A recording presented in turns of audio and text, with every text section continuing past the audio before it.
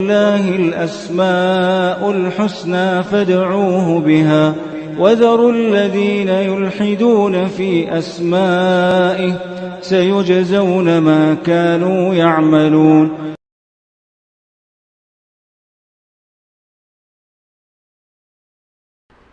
بسم اللہ الرحمن الرحیم الحمد للہ رب العالمین وبہ نستعین وصلی اللہ وسلم علی سید الانبیاء والمرسلین وعلی آلہ واصحابہ اجمعین ومن تبعہم باحسان الی یوم الدین، اما بعد۔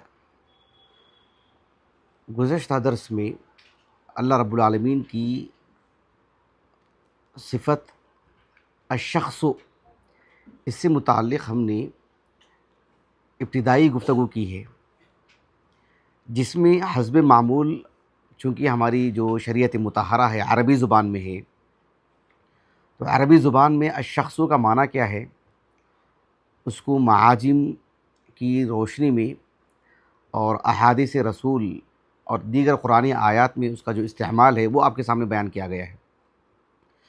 آج کی اس نشست میں انشاءاللہ تعالی اللہ سبحانہ و تعالیٰ کے لیے الشخص، یہ جو صفت ہے، کس حدیث میں یہ مذکور ہے، وہ حدیث میں آپ کو سناؤں گا انشاءاللہ تعالی، اور آنے والی نشست میں انشاءاللہ تعالی اصحاب علم نے سلف سے، پھر اس کے بعد جو آپ کے متبعین ہیں، آپ کے نقش قدم پر چلنے والے سلف کے، تو ان کے اقوال کی روشنی میں اس بات کو میں آپ کو ذکر کروں گا۔ اس سلسلے میں جو الشخص سے متعلق جو اصل ہے، جو حدیث ہے، وہ صحیحین کی حدیث ہے اور متفق علیہ روایت ہے۔ صحیح بخاری میں متعدد مقامات پر ہے، صحیح بخاری کی کتاب التوحید میں بھی ہے۔ امام بخاری رحمہ اللہ نے اس حدیث کو جو کتاب التوحید میں لے کر آئے ہیں، جو حدیث میں آپ کو سنانے جا رہا ہوں، امام بخاری رحمہ اللہ نے اس پر کیا باب قائم کیا ہے اور حدیث جو لے کر آئے ہیں اس میں کیا لفظ ہے، وہ اچھی طرح سنیں۔ لیکن یہی حدیث جو صحیح مسلم میں ہے، صحیح مسلم کی کتاب اللعان میں، کتاب الطلاق کے بعد کتاب اللعان میں، جس میں جو غیرت کا جو پہلو ہے، ایک مرد کے اندر جو غیرت ہوتی ہے، اس کو بیان کرنے کے لیے امام مسلم رحمہ اللہ اس حدیث کو وہاں ذکر کرے ہیں کتاب اللعان میں، اور میں آپ کو حدیث صحیح مسلم ہی سے سناؤں گا انشاءاللہ تعالی، اس لیے کہ وہ لفظ صحیح مسلم کی تاریخ میں ہے۔ اس حدیث کے جو راوی ہیں صحابی رسول مغیرہ بن شعبہ رضی اللہ عنہ، 50 ہجری آپ کا سن وفات ہے مغیرہ بن شعبہ کا رضی اللہ عنہ، بنو ثقیف سے ہیں۔ مغیرہ بن شعبہ رضی اللہ عنہ ابو عیسیٰ، آپ کہتے ہیں کہ سید الخزرج سعد بن عبادہ رضی اللہ عنہ، سعد بن عبادہ رضی اللہ عنہ عمر کے اعتبار سے، مقام مرتبے کے اعتبار سے بڑے صحابہ میں سے سید الخزرج ہیں۔ اوس اور خزرج جو قبیلے تھے نا، تو سید الخزرج ہیں سعد بن عبادہ، سعد بن معاذ سید الاوس۔ تو سعد بن عبادہ رضی اللہ عنہ بڑے غیور انسان تھے۔ اللہ رب العالمین نے عورتوں میں بھی غیرت رکھی ہے، مردوں میں بھی غیرت رکھی ہے، کسی کسی میں غیرت بہت زیادہ رہتی ہے۔ سعد بن عبادہ رضی اللہ عنہ میں اپنی بیویوں کو لے کر ایسی غیرت تھی کہ آپ نے ایک مرتبہ کہا، لو رأيت رجلا مع امرأتي لضربته بالسيف غیر مصفح، کہا کہ اگر میں کسی مرد کو میری بیوی کے ساتھ دیکھوں تو بالکل جو تلوار کا وہ حصہ جہاں سے انسان کو قتل کیا جاتا ہے نا، اس کی جو حد ہوتی ہے، اس کی جو تیزی ہوتی ہے، وہیں سے قتل کروں گا، اسی وقت مار دوں گا اس کو میں، اگر میں کسی مرد کو میری بیوی کے ساتھ دیکھوں۔ سعد بن عبادہ رضی اللہ عنہ کی غیرت سے متعلق کچھ ایسی باتیں بھی ملتی ہیں، اللہ ہی بہتر جانتا ہے اس کی حقیقت کیا ہے۔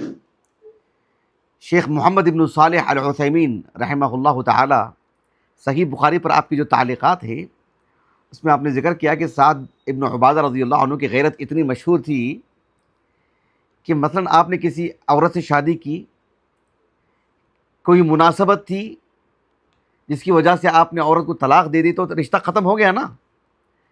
لیکن سعد بن عبادہ رضی اللہ عنہ کی غیرت کا لوگوں کو اتنا احساس تھا کہ لوگ اس عورت سے شادی نہیں کرتے آپ کی غیرت کا لحاظ کرتے ہوئے، لیکن پتہ نہیں اس میں کتنی حقیقت کتنی سچائی ہے۔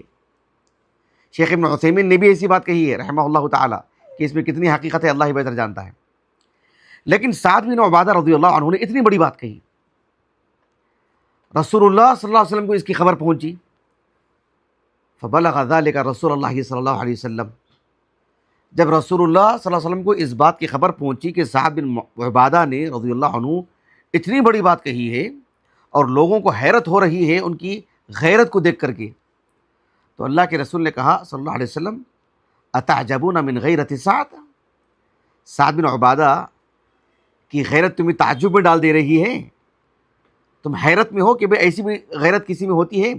کہا کہ فواللہ انا لاغیر من، اللہ کی قسم میری غیرت ان سے بھی زیادہ، میں ان سے بھی زیادہ غیور ہوں، فواللہ لانا اغیر من، اور کہا کہ واللہ اغیر منی، واللہ اغیر منی، اللہ مجھ سے زیادہ غیرت رکھتا ہے۔ اللہ سبحانہ و تعالیٰ کے لیے صفت الغیرہ وہ بھی اللہ تعالیٰ کی صفات میں سے ہے، اللہ رب العالمین کی صفات ذاتیہ میں سے ہے۔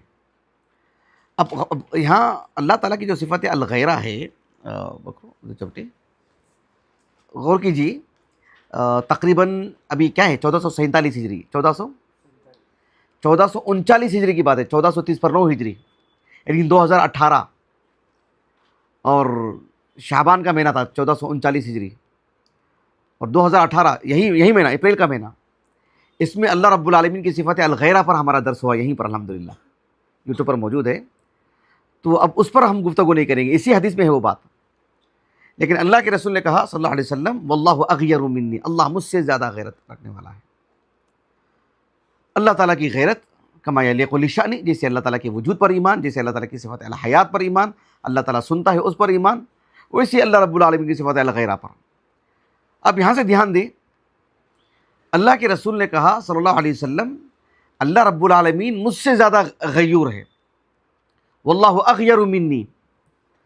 اب اس کے بعد کیا کہا اللہ کے رسول نے صلی اللہ علیہ وسلم؟ من اجل ذالک، یہ جو علت ہوتی نا، علت سبب، یعنی کسی نے کوئی کام کیا، کہ ہم نے کوئی بات کہی، ہم نے کوئی عمل کیا، اس کی ایک وجہ ہوتی ہے نا، اس کا ایک سبب ہوتا ہے نا۔ کتاب و سنت میں بھی اللہ رب العالمین کی طرف سے جو اوامر ہیں، جو نواہی ہیں، اغلب یہی ہے کہ اللہ رب العالمین نے اسے معلل بیان کیا ہے، تعلیل کے ساتھ، علت کے ساتھ، سبب کے ساتھ، اور کئی ایک مقامات پر اللہ نے بیان نہیں کیا ہے، لیکن اہل علم کو اللہ نے وہ قوت و صلاحیت عطا کی ہے کہ وہ اس کا استخراج کرتے ہیں، بتاتے ہیں کہ اس میں یہ علت ہے۔ بہت نادر کچھ ایسے مقامات ہیں جہاں پر اللہ رب العالمین نے کوئی علت بتائی نہیں ہے، واللہ یعلم وانتم لا تعلمون، ایسے متعدد مقامات پر بھی اللہ نے بات کہی ہے، لیکن علت کا جو استخراج ہوتا ہے، جسے ہم کہتے ہیں نا کہ اصول الفقہ میں، قیاس کی مباحث میں، مسالک العلہ، اس میں علت کے استخراج میں جو الفاظ جن کو رکھ کر کے مطلب یہ بات سمجھی جاتی ہے کہ علت کیا ہے، اس میں ایک قوی جو لفظ ہے وہ یہی ہے، سب سے قوی لفظ، بلکہ من اجل ذالک، یعنی من اجل جسے ہم کہتے ہیں نہیں، مطلب اس سبب سے، گویا کہ علت بتائی جا رہی ہے کہ اللہ تعالیٰ مجھ سے زیادہ غیور ہے۔ اب اس کی غیرت کا تقاضا کیا ہے؟ کہا کہ من اجل ذالک حرم اللہ الفواحش ما ظہر منہا وما بطن، اللہ تعالیٰ غیرت رکھنے والا ہے، اللہ تعالیٰ غیور ہے، اپنے غیور ہونے کے سبب اللہ رب العالمین نے فواحش کو حرام قرار دیا ہے، فحش کو حرام قرار دیا ہے، زنا کو یا زنا کے قریب لے جانے والے جتنے بھی اعمال ہیں اللہ نے اسے حرام قرار دیا ہے، ما ظہر منہا وما بطن۔ یہ ایک بات ہو گئی۔ اب یہاں سے ہمارے موضوع کا حصہ، صحیح مسلم سے حدیث سنا رہا ہوں میں آپ کو، صحیح بخاری سے نہیں، کیونکہ یہ لفظ صحیح بخاری میں نہیں ہے۔ کون سا لفظ؟ اللہ کے رسول نے کہا صلی اللہ علیہ وسلم لا شخص اغیر من اللہ، اللہ تعالیٰ سے بڑھ کر، اللہ تعالیٰ سے زیادہ کوئی شخص غیور نہیں ہے، کوئی شخص غیور نہیں ہے، یعنی کوئی شخص کہا، جیسے ہم کہتے ہیں کہ اتنے سارے لوگ بیٹھے ہوئے ہیں، ہم کہتے ہیں کہ ہم نے کوئی بات کہی، کہا کہ ایک شخص نے بھی ایسا نہیں کہا، مطلب کون ہے بھائی؟ سب کے لیے شخص کا لفظ استعمال ہو رہا ہے، سب کے لیے لفظ استعمال ہو رہا ہے، بات واضح ہو رہی؟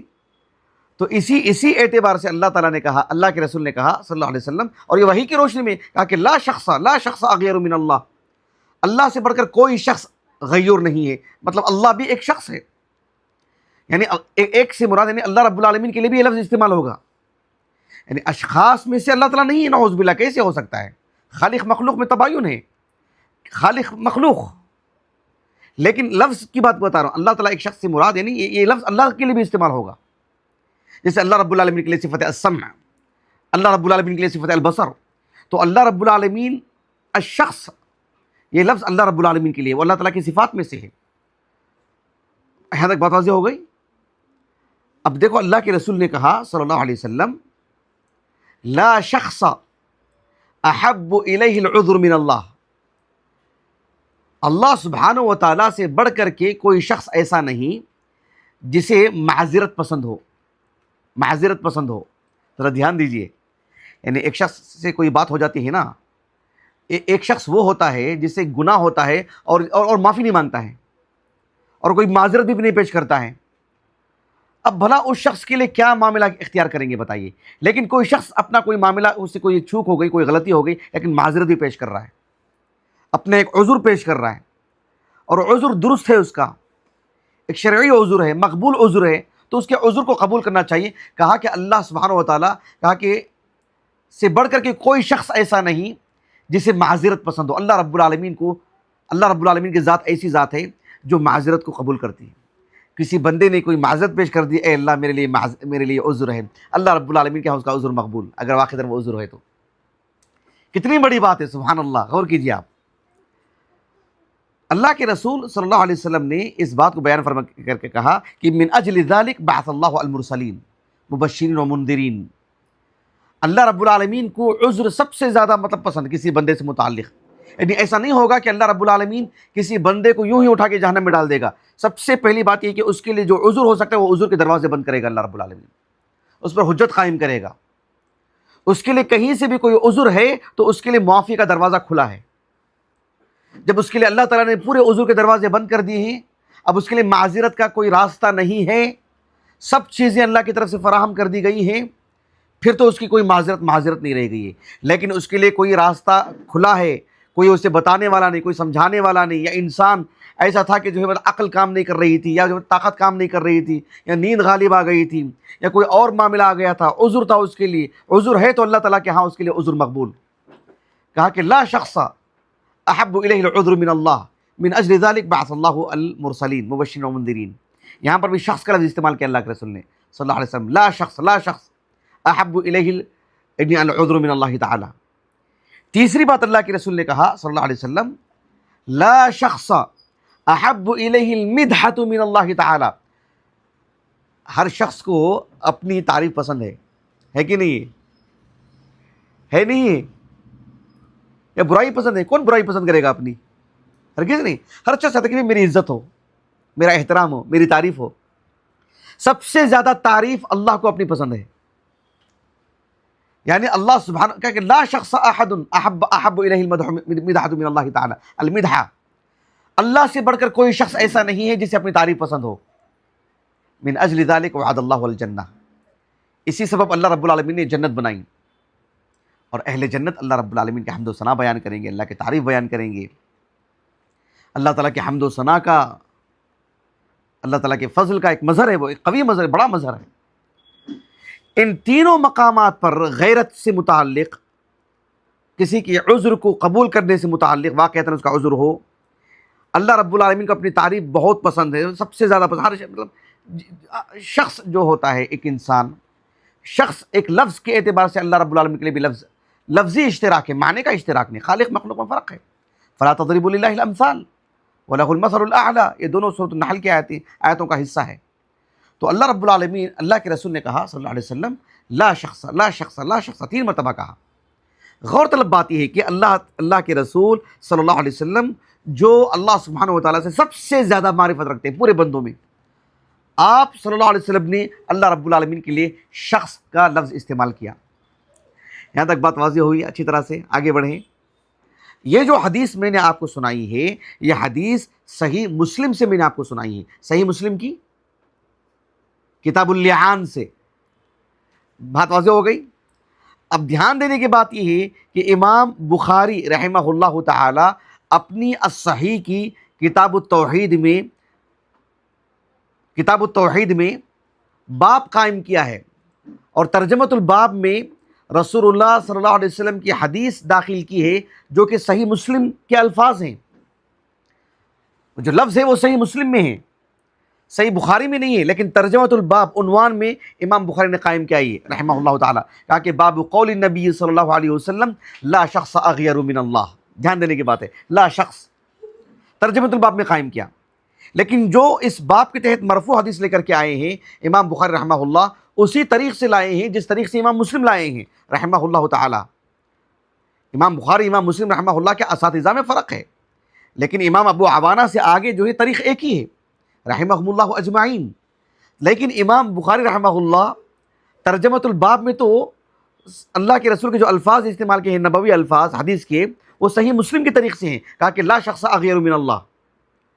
لیکن امام بخاری رحمہ اللہ جو حدیث لے کر کے آئے اس حدیث میں وہ لفظ نہیں ہے، اس میں کیا لفظ ہے؟ لا احد، لا احد یہ لفظ ہے، لا احد اغیر من اللہ تعالی، لا احد احب الیہ العذر من اللہ تعالی، لا احد احب الیہ المدحت من اللہ تعالی، لا احد یہ الفاظ ہے، لا شخص نہیں ہے. صحیح مسلم میں لا شخص کا لفظ ہے، اور امام بخاری ترجمۃ الباب میں وہی لفظ قائم کی ہے، ترجمۃ الباب میں عنوان میں جو مرفوع حدیث ہے اس میں وہ اس طریق تو وہی ہے، لیکن وہ لفظ سے لے کر کے نہیں آئے ہیں. یہاں تک بات واضح ہو گئی؟ لیکن امام بخاری رحمہ اللہ ترجمۃ الباب قائم کرنے کے بعد امام بخاری نے ایک بات کہی ہے رحمہ اللہ تعالی. وہ بات سمجھانے سے پہلے ایک بات مجھے بتا دینا ضروری ہے، تبھی اس بات کے بعد وہ بات سمجھ میں آئے گی. وہ یہ ہے کہ اس حدیث کو رسول اللہ صلی اللہ علیہ وسلم سے روایت کرنے والے صحابی کون ہیں؟ ہاں صحابی کون ہے؟ نہیں، مغیرہ بن شعبہ ہے رضی اللہ عنہ، صحابی رسول. اور دھیان دیں، مغیرہ بن شعبہ رضی اللہ عنہ سے روایت کرنے والے کون ہیں؟ آپ کے کاتب وراد، اوساط تابعین میں سے ہیں، کتب ستہ کے روات میں سے ہیں وراد رحمہ اللہ تعالی. آپ سے متعلق تاریخ میں 2 صدر بھی نہیں ملتے آپ کے ترجمہ حیات کو لے کر کے. اللہ کی شان ہے، کسی کو جو ہے مطلب اللہ رب العالمین خوب شہرت دے، کسی کو صرف نام کے اعتبار سے، لیکن نام غریب نام ہے، یہ منفرد نام ہے. یہ تابعین میں ایک کسی کا نام ہے ہی نہیں. امام بردیجی رحمہ اللہ نے جو ہے مطلب یعنی الاسماء المفردہ میں لے کر آئے ہیں آپ کا نام وراد، ایک ہی نام ہے یہ. تو مغیرہ بن شعبہ رضی اللہ عنہ سے روایت کرنے والے کون ہیں؟ وراد. اور وراد رحمہ اللہ سے روایت کرنے والے کون ہیں؟ عبد الملک ابن عمیر. عبد الملک ابن عمیر ان سے روایت کرنے والے کون ہیں؟ امام ابو عوانہ. یہ صحیح بخاری میں بھی صحیح مسلم میں بھی، دھیان دینے کی بات ہے. لیکن امام ابو عوانہ سے روایت کرنے والے صحیح بخاری میں امام موسیٰ بن اسماعیل تبوذکی ہیں جو امام بخاری کے استاذ ہیں رحمہ اللہ تعالی. اور صحیح مسلم میں امام عبد الملک ابن عمیر کا جن کا میں نے نام لیا ان سے تو امام ابو عوانہ صحیح بخاری میں بھی، لیکن وہاں پر امام ابو عوانہ رحمہ اللہ سے روایت کرنے والے امام مسلم رحمہ اللہ کے 2 استاذ ہیں. ایک ہیں عبید اللہ ابن عمر القواریری، معروف شیخین کے اساتذہ میں سے، اور دوسرے استاذ ہیں جو اپنی کنیت سے مشہور ہے ابو کامل فضیل ابن حسین الجحدری، جو کہ صحیح بخاری میں پوری صحیح بخاری میں ایک مقام پر امام بخاری رحمہ اللہ نے معلق روایت میں ان کا ذکر کیا ہے، اور وہ بھی بڑی دلچسپ بات ہے جو ابن حجر نے بڑی دلچسپ بحث کی ہے. بہرحال کہنے کا مقصود یہ ہے کہ اس حدیث کا جو مدار ہے اس اسناد کا وہ ہے عبد الملک ابن عمیر رحمہ اللہ تعالی. عبد الملک ابن عمیر رحمہ اللہ سے صحیحین کی اگر ہم بات کرتے ہیں تو کون روایت کر رہے ہیں؟ امام ابو عوانہ روایت کر رہے ہیں رحمہ اللہ تعالی. دھیان دینے کی بات ہے. اب چونکہ عبد الملک ابن عمیر رحمہ اللہ سے روایت کرنے والے امام ابو عوانہ ہیں اور صحیح بخاری صحیح مسلم دونوں میں انہی سے روایت ہے، لیکن صحیح بخاری میں لا احد کا لفظ ہے اور صحیح مسلم میں لا شخص کا لفظ ہے.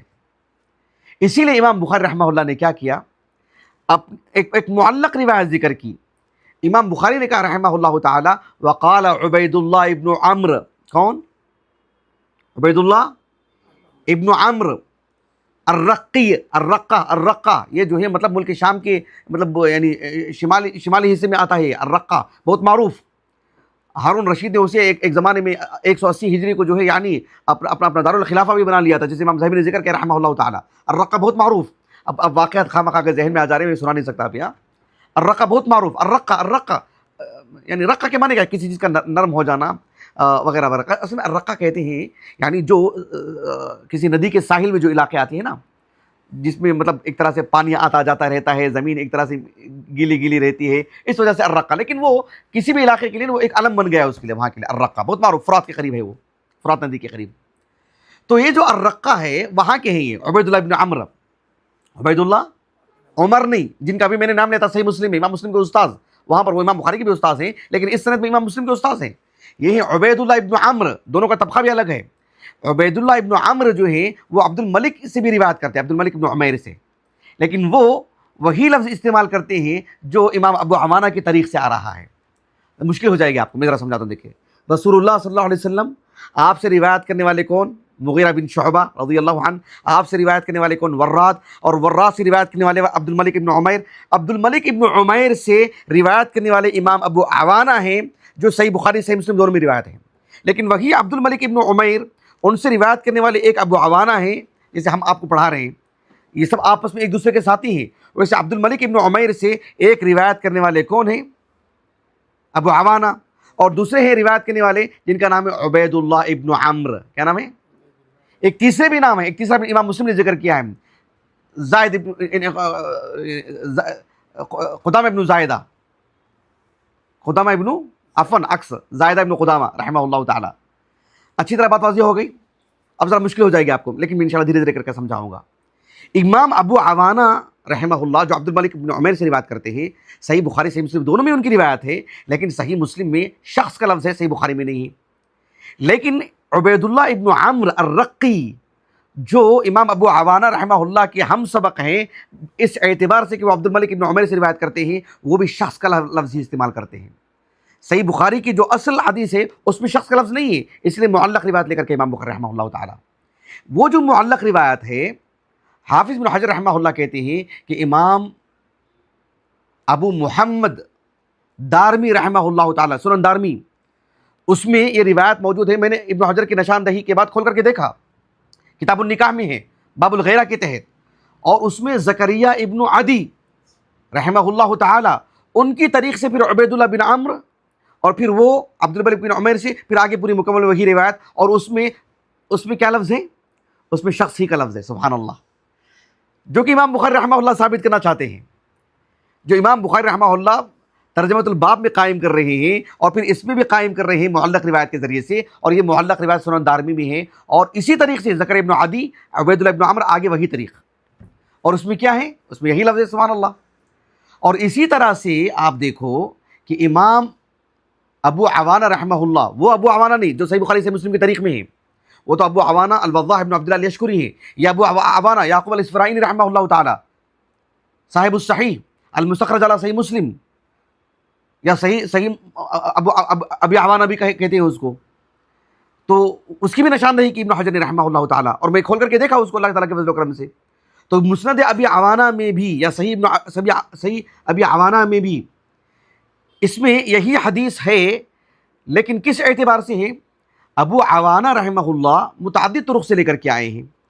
ابو عوانہ رحمہ اللہ کے ایک استاذ ہیں جن کا نام ہے محمد ابن عیسیٰ ابن ابی موسیٰ العطار الابرس، اور وہ روایت کرتے ہیں جن سے امام دارمی روایت کر رہے ہیں، کون؟ زکریا ابن عدی، اور پھر وہ آگے اسی طریقے سے روایت جاتی ہے، عبید اللہ ابن عمر، پھر آگے وہی طریق مکمل جو صحیح بخاری کی ہے، صحیح بخاری کی جو معلق روایت ہے، یا صحیح بخاری کی جو ہے مطلب یعنی جو عبد الملک بن عمیر والی جو روایت ہے۔ اور امام ابو عوانہ رحمہ اللہ کے ایک اور استاذ بھی ہیں جن کا نام ہے ابو امیہ، کنیت سے مشہور ہیں، وہ اپنے بیک وقت دو استاذ سے روایت لاتے ہیں، ایک کا نام ہے منصور ابن سقیر، اور دوسرے استاذ کا نام ہے عمرو ابن عثمان، پھر وہ دونوں عبید اللہ ابن عمر سے روایت کرتے ہیں، اور پھر وہ عبد الملک بن عمیر سے، آگے پھر وہی روایت جو صحیح بخاری کی ہے۔ تو صحیح ابی عوانہ اس میں بھی جو سارے طرق میں نے آپ کے سامنے ذکر کی ہیں الحمدللہ، اس میں بھی یہی لفظ ہے کہ شخص لا شخص۔ بات واضح ہو گیا آپ کو؟ اور صحیح مسلم میں بھی، حتیٰ کہ امام حافظ بن حجر نے رحمہ اللہ کہا کہ امام ابو بکر الاسماعیلی رحمہ اللہ جو صحیح بخاری پر استخراج کا کام کیا ہے، آپ بھی ان دونوں استاذوں سے، جو ایک عبید اللہ بن عمر ابن میسرہ ہیں جن کا بھی میں نے نام لیا تھا الجشمی، جس میں امام مسلم رحمہ اللہ لے کر کے آئے ہیں، اور دوسرے وہی جس میں امام مسلم رحمہ اللہ لے کر کے آئے ہیں ابو کامل فضیل ابن حسین الجحدری، ان دونوں سے روایت لے کر کے آئے ہیں کون؟ امام ابو بکر اسماعیلی رحمہ اللہ۔ ان کے المستخرج تو ہم نے کبھی دیکھا نہیں، اور دنیا میں ہے یا نہیں یہ بھی جو ہے مطلب ایک موضوع ہے، ہو سکتا ہے کہیں ابھی مخطوطہ کی شکل میں ہو، لیکن ابن حجر نے تقریباً اس کا احاطہ کر لیا اپنے الفتح میں رحمہم اللہ اجمعین۔ بہرحال تو وہ بھی ان دونوں سے، اور تیسرے نام ہے جن کا نام ہے محمد بن عبد الملک یعنی ابن ابی شوارب، ان تینوں کے طریق سے آگے پھر وہی عبید اللہ بن عمرو والی روایت۔ اس سے آپ اندازہ لگائیے کہ ان سارے طرق میں شخص کا ہی لفظ ہے، لا شخص لا شخص لا شخص۔ اس سے بات واضح ہو جاتی ہے، اسی لیے ابن حجر رحمہ اللہ نے ایک طرح سے تعجب سے کہا آپ نے کہ فَكَأَنَّ هَذِهِ اللَّفْظَةَ لَمْ تَقَعْ فِي رِوَایَتِ یا فی حدیث ابی عوانۃ عند الامام البخاری رحمہ اللہ تعالی، کہ صحیح بخاری میں جو ابو عوانہ کی طریق سے آ رہی ہے جو روایت، اس میں جو ہے یہ لفظ نہیں مل رہا ہے شخص کا، اس میں یہ لفظ نہیں ہے، ورنہ یہ حدیث جہاں بھی ہے ابن ابی عاصم رحمہ اللہ کے حوالے سے آنے والے درس میں پیش کروں گا سننا سے، اس میں بھی یہی لفظ ہے، اور باب بھی قائم کیا آپ نے، اور اس میں بھی شخص کا لفظ آیا ہے۔ تو یہ حدیث جہاں بھی جتنی بھی طرق سے آئی ہے، جتنے ساری چیزیں ہم نے آپ کے سامنے ذکر کی ہیں، اور یہ جو نام ہم نے آپ کے سامنے ذکر کیے ہیں بڑی دیانتداری کے ساتھ، یہی نام ہے، اور اسی اعتبار سے سند ہیں، سب میں شخص ہی کا لفظ ہے، سب میں شخص ہی کا لفظ ہے، سوائے صحیح بخاری کے، حالانکہ سندیں وہی ہیں، لیکن جو اس میں ابو عوانہ کی طریق سے کہا کہ پتہ نہیں کس اعتبار سے شخص کا لفظ نہیں آیا ہے۔ بہت ممکن ہے امام ابو عوانہ رحمہ اللہ کے تلمیذ موسیٰ بن اسماعیل تبوذکی رحمہ اللہ نے لا احد، ایک طرح سے الروایہ بالمعنی جسے کہتے ہیں، آپ نے لا احد کا لفظ استعمال کر دیا ہو، واللہ اعلم۔ بات واضح ہو رہی ہے آپ کو؟ اس کے باوجود بھی کوئی یہ کہے کہ نہیں یہاں پر شخص کا لفظ نہیں ہے، احد ہی کا لفظ ہے، راوی کا تصرف ہو سکتا ہے شخص کا، اتنے سارے محدثین، اتنے سارے حفاظ سے بیک وقت کیسے چوک ہو سکتی ہے؟ کیسے شخص کے لفظ میں سب متفق ہو سکتے ہیں؟ حیرت میں ڈال دینے والی بات ہے۔ اور ایک طریق سے جو بات مل رہی ہے، احد کا جو لفظ امام بخاری جو لے کر کے آئے ہیں، اس کو رکھ کر کے یہ کہیں کہ مطلب شخص کا لفظ جو ہے مطلب کسی راوی کا تصرف ہے، جس طرح سے ابن بطال وغیرہ نے کہا رحمہ اللہ تعالیٰ، آنے والے درس میں ان کے حوالے میں ذکر کروں گا۔ بہرحال یہ حدیث میں نے آپ کو سنائی ہے، حدیث کا جو لفظ ہے وہ تو صحیح مسلم میں موجود ہے، یعنی صحیح مسلم میں، لیکن امام بخاری رحمہ اللہ نے جس طریق سے لے کر آئے ہیں، طریق تو وہی ہے، لیکن اس میں شخص کا لفظ نہیں ہے۔ لیکن امام بخاری رحمہ اللہ نے ترجمۃ الباب میں قائم کیا، معلق روایت لے کر کے آئے، اور حافظ ابن حجر رحمہ اللہ کو اللہ جزائے خیر دے، آپ نے اس حدیث کے اس کی تخریج کی، اس کے سبھی طرق جمع کیے، اور کہا کہ ہر طریق سے آنے والی روایت میں مطلب یعنی یہی بات ہے کہ اس میں شخص ہی کا لفظ ہے، لا شخص لا شخص لا شخص، یعنی اللہ رب العالمین کے لیے شخص کا لفظ اللہ کے رسول نے استعمال کیا صلی اللہ علیہ وسلم، اور آپ اللہ سبحانہ و تعالیٰ سے متعلق سب سے بہتر جانتے ہیں۔ اور یہ اللہ کے رسول صلی اللہ علیہ وسلم کی جو حدیث ہم کو جن راویوں سے ہم کو ملی ہے، یہ حفاظ ہیں، ثقات ہیں۔ اچھی طرح بات واضح ہو گئی؟ اب اس حدیث سے متعلق اہل علم نے کیا بات کہی ہے وہ آنے والے درس میں آپ کے سامنے ذکر کروں گا انشاءاللہ تعالیٰ۔ بارک اللہ فیکم جمیعا، سبحانک اللہم و بحمدک، اشہد ان لا الہ الا انت، استغفرک و اتوب الیک۔